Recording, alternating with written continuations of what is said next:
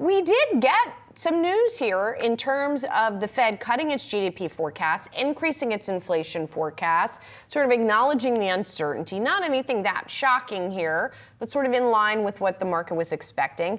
It does seem like we're painting a picture of potential stagflation. Is that how you read the statement? And if that's the case, why aren't markets sort of reacting more negatively? Yeah, Julie, it's certainly giving some stagflation vibes. It's actually hard to see stagflation because either one is usually right. If growth is going to slow, usually that brings down inflation. If inflation's coming up, usually that means better growth. Right now, the Fed is saying directionally growth is slowing, inflation hotter.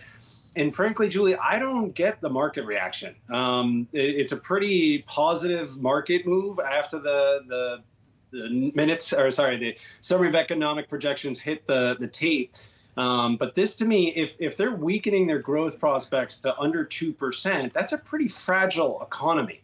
And a fragile economy, if it can stay steady, is one thing. But if there's any disruption in liquidity or any type of liquidity event, that can bring shockwaves to the economy. We are tilting a bit more defensive here as we go through into the second quarter.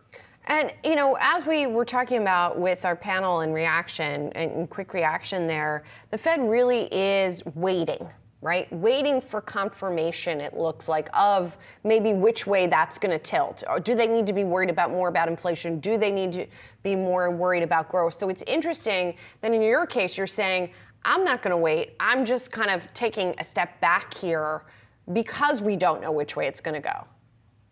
And the way it's been priced in, Julie, right now, stocks have actually priced in a worse economic outlook than the bond market. The bond market hasn't rallied that much and actually hasn't sniffed out any weakness in the economy to any meaningful extent, with the 10-year Treasury yield around 4.3%. That leaves bonds actually with better value. And if you do see an economic slowdown, the Fed's going to have to cut more than 2 times this year. The fact that they're saying the economy is going to slow down, but they're still only saying they're only going to do 2 cuts, to us, that could leave them behind the curve and then have to cut more in the back half if they push it off. So it leaves more value in bonds here than stocks. But at the end of the day, what we're seeing is a balanced portfolio is one that can hold up in different regimes. We're starting to see diversification come back this year. But the dollar is actually going to be key at the Powell press conference. The biggest trade in the world hasn't been in the United States. It's been international. A lot of that has been about the dollar going down. It is a bit weaker today. We're going to have to see if it keeps going down after Powell talks. Well, and to your point about stocks versus bonds, it's unusual for stocks to be sort of pricing in a more pessimistic scenario than bonds, right? So which do you think is correct?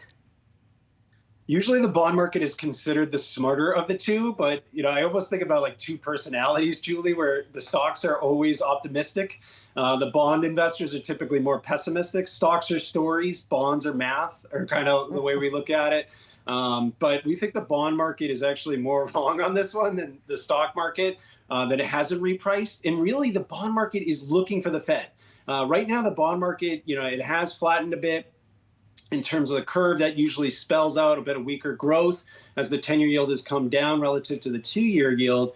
But they're waiting on the Fed to get that short end down, and that would anchor the longer end. But the Fed's not giving them the green light yet.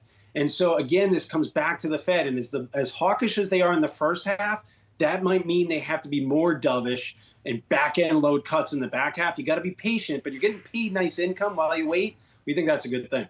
And Matt, of course, a big part of this calculus has to do with tariffs and the effect that they are going to have on the U.S. economy here. Now, defenders of tariffs will say they don't cause inflation. They cause a one-time or a temporary increase in prices that is not sustained, that doesn't make its way through the economy in a sustained way.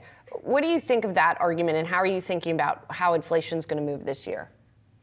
So we don't have a lot of historical data on this, right? I mean, we either have the 2017-18 tariffs or we got to go back to 1930. So there's been a pretty big window there. But at the end of the day, in the last Trump administration where tariffs were implemented, inflation averaged 1.6%. It actually didn't create as much inflation as you might think, but it's like a Facebook status, Julie. It's complicated. So right now, I mean, you've got oil prices that have been moderating, lower energy prices could be disinflationary. You got a housing market, which has been driving much of inflation. That's starting to moderate. That can bring down inflation. And then the tariffs are a wiggle room here and there, but it could be absorbed by the companies. It could be absorbed by the countries that are exporting stuff to us.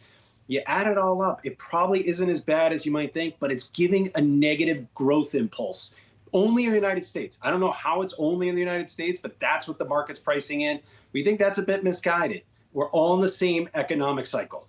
And at the end of the day, if the U.S. is slowing, it probably means global growth is going to slow as well. Well, but by the same token, Matt, I mean, you look at what this is prompting in some other countries. Look at Germany as one example, right? You see then a country that is injecting some stimulus at a time when we are pulling it back. So the other thing I've been asking everybody about is what then comes in form of stimulus here in the U.S. In other words, is there going to be some kind of tax cut package here that is going to juice that growth or prevent it from slowing further? It's hard because we keep tapping that same pedal and looking for gas and just issuing more debt. I mean, it's a global debt super cycle. And, the United States has kind of run its course. We've been running a debt to GDP or deficit to GDP of around 6 to 7%. In the old days, that was only safe for recessions. Now countries do fiscal stimulus out of recessions just any old time they feel like it. It makes economic cycles very unique. We've gone 17 years with 2 months of recessionary period. That has never happened before in history. And we do think recessions do happen. We do think that debt is going to matter. This is basically a period now where the interest expense for the country is now more than the defense spending. So we're paying nearly $1 trillion just on interest. That's not sustainable, and we're starting to hit that period where it matters a lot more. In Germany, I hear you, there's more fiscal. We're going to have to see because that raises interest rates. It raises the long end of the curve. They're going to have to pay for that. It hurts on the real estate market. It hurts on borrowing. And so the more debt can often mean if you've got enough return on capital, that's one thing. But if your cost of capital is higher than your return on capital, that can be an issue over the longer term. Matt, good to see you. Really appreciate it. And I think you're going to stick around and be with us after the presser. So appreciate that.